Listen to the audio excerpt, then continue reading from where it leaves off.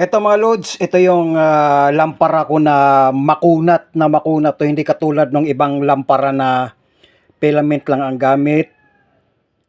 Ito talaga yung ilaw nito, ang liwanag nito kasing liwanag ng ano ganyan.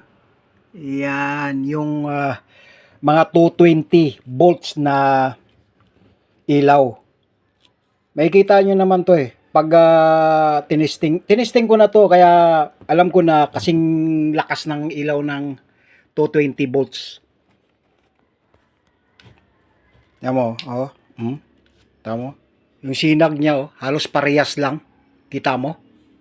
Oh, halos parehas lang yung sinag niya.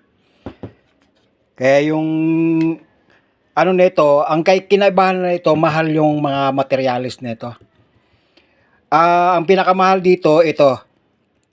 Ito naghahalaga na ngayon ng 90 yata ang isa kasi ano to, DC.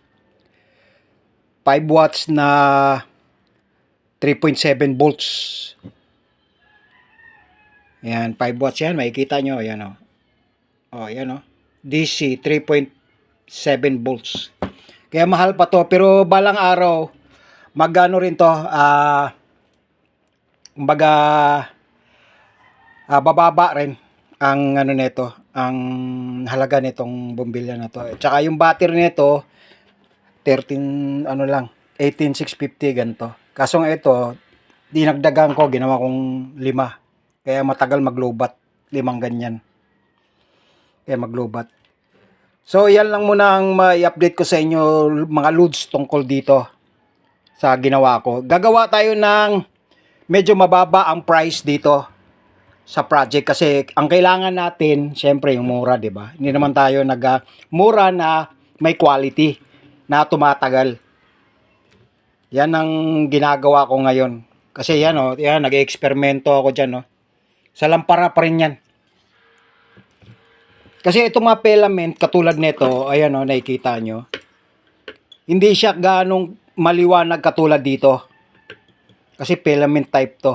Yan ang ginagamit nila sa ibang gumagawa ng lampara.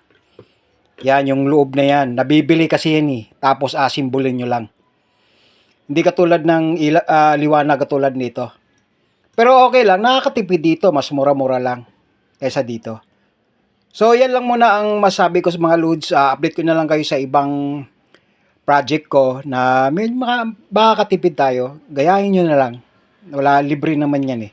Saka don't forget na lang to share, follow at saka like sa Facebook channel ko. Maraming salamat po.